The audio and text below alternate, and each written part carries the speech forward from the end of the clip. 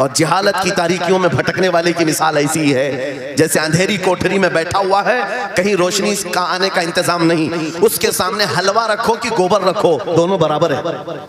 जाहिल आदमी के लिए ऐसा ही है, कभी उसका हाथ इसमें पड़ेगा, कभी उसका हाथ इसमें पड़ेगा।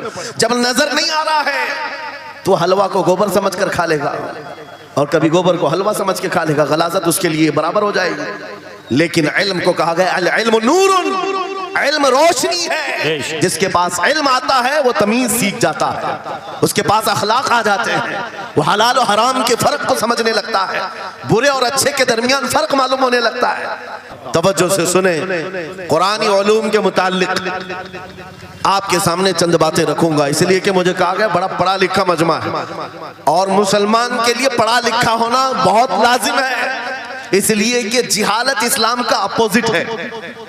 जिहालत इस्लाम का अपोजिट है।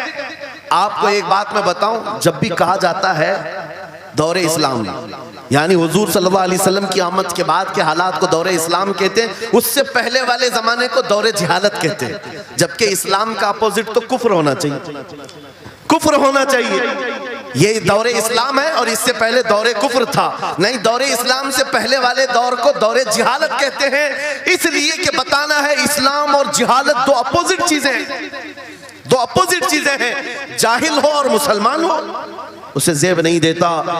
जिस कौम पर आने वाली किताब हिदायत का पहला लफ्ज इक़रा से शुरू होता है, इक़रा बिस्मि रब्बिकल्लज़ी खलक़, कुरान का पहला लफ्ज जो आया है वो किस नाम से आया? पढ़ो अपने रब के नाम से, पढ़ो अपने रब के नाम से। और इल्म नहीं है तो कुछ नहीं है तुम्हारे पास। इमाम गजाली तो फरमाते अन्नासु कुल्लुहुम मौता इल्लल उलमा, ये सारे इंसान मुर्दा हैं, जिंदा अगर कोई है तो इल्म वाला है, इल्म वाला जिंदा है।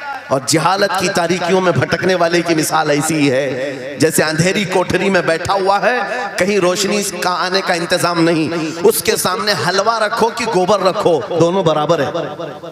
जाहिल आदमी के लिए ऐसा ही है, कभी उसका हाथ इसमें पड़ेगा, कभी उसका हाथ इसमें पड़ेगा। जब नजर नहीं आ रहा है तो हलवा को गोबर समझकर खा लेगा और कभी गोबर को हलवा समझ के खा लेगा, गलाजत उसके लिए बराबर हो जाएगी। लेकिन इल्म को कहा गया अल इल्म नूरुन, इल्म रोशनी है। जिसके पास इल्म आता है वो तमीज सीख जाता है, उसके पास अखलाक आ जाते हैं, वो हलाल और हराम के फर्क को समझने लगता है, बुरे और अच्छे के दरमियान फर्क मालूम होने लगता है।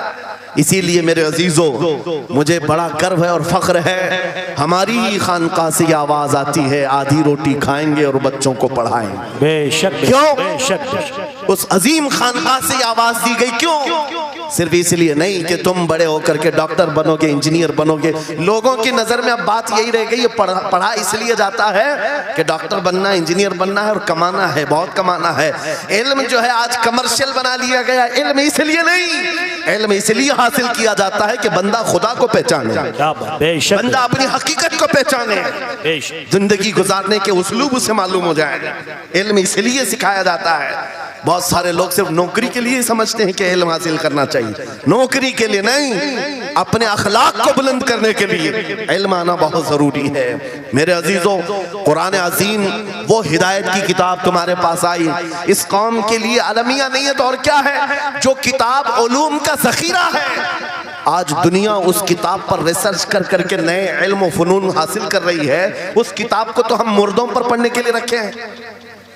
वो कुरान अजीम जो हिदायत की किताब और सारे उलूम का सर चश्मा है, उस किताब को कहाँ पढ़ते हैं? मैयतों पर।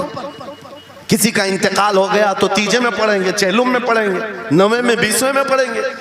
वो ईसाले सवाब के लिए सिर्फ रखा गया। और उससे थोड़ा आगे बढ़ गए तो कसम खाने के लिए कुरान। आओ चलो हम कसम खाते कुरान पे हाथ रख करके, कुरान पे हाथ रख के। मियाँ क्या कुरान कसम खाने की किताब है? कुरान की वो आयत मैंने सबसे पहले पढ़ी, अल्लाह फरमाता ज़ालिकल किताबु ला रैब फीही, ये वो किताब है जिसमें शक की गुंजाइश नहीं, और ये हिदायत है परहेजगारों के लिए।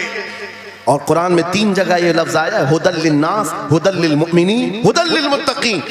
ये सारे इंसानों के लिए भी हिदायत है, ये सारे ईमान वालों के लिए भी हिदायत है और परहेजगारों के लिए भी हिदायत है। सब हिदायत अलग अलग अंदाज से हासिल करते हैं। बारिश एक ही है बरसने वाली, जमीनें अलग अलग हैं। बहुत नरम जमीन हो तो वो जमीन बारिश से फायदा ज्यादा उठाती है, और थोड़ी सी ओबड़ खाबड़ जमीन हो तो वहां से फायदा कम आता है। बारिश एक ही है, कुरान बारिश हिदायत है। जिसके दिल की जमीन जितनी नरम होगी उतना वो उससे हिदायत उठाएगा। सुभान अल्लाह, बेशक, उतना उससे फायदा उठाएगा। और आज हालात ये हैं, ऐ नौजवानों अपने दिल पर हाथ रख करके बताओ, कुरान कितने लोगों ने पढ़ा है? कुरान कितने लोगों ने पढ़ा? मैं हाथ नहीं उठवाता, किसी भी बात पर हाथ मत उठाया करो। ना ही झूठे हाथ उठाना है, ना सच्चे हाथ उठाना है, ना ही किसी और को शर्मिंदा करना है। अपने दिल पे हाथ रख करके बताओ, कुरान कितनी मर्तबा पढ़ लिया? क्योंकि कुरान पाक, बहुत सारे लोग ये समझते हैं मदरसे में बचपन में एक बार पढ़ लिया तो उसका हदिया हो गया, खत्म हो गया है, अब इसके बाद फिर हमारी मैयत पे ही पढ़ा जाएगा। इसलिए तो कुरान के उलूम से नावाकिफ हो गए। अरे समझना तो दूर की बात, देख करके पढ़ना भी मुश्किल है। आज लोगों का देख कर पढ़ना मुश्किल हो गया कुरान। तुम्हारे पास बहुत सारी किताबें नहीं है, बहुत सारे ग्रंथ नहीं, बहुत सारे वेद नहीं है जिनका शुमार ही नहीं है। तुम्हारे पास ओनली वन, एक किताब कुरान पाक, ऐसी महफूज किताब जिसके बारे में अल्लाह ताला खुद फरमाता है सूरह कमर में, वलक़द यस्सरनल कुरआन लिज़िक्रि फ़हल मिन मुद्दकिर। हमने कुरान को याद करने के लिए आसान बनाया है कोई याद करने वाला? 4 बार ये आयत अल्लाह ताला फरमाता है कोई याद करने वाला? अल्लाह जब फरमा रहा है कुरान आसान है तो कौन कहता है ये मुश्किल है? हमने खुद अपने हाथों तबाही को दावत दी है। दर्स कुरान को अगर हमने न भुलाया होता, ये जमाने ने जमाना न दिखाया होता, वो जमाने में मुअज़्ज़ज़ थे मुसलमान होकर, आज हम खार हुए हैं तारीख़ कुरान होकर।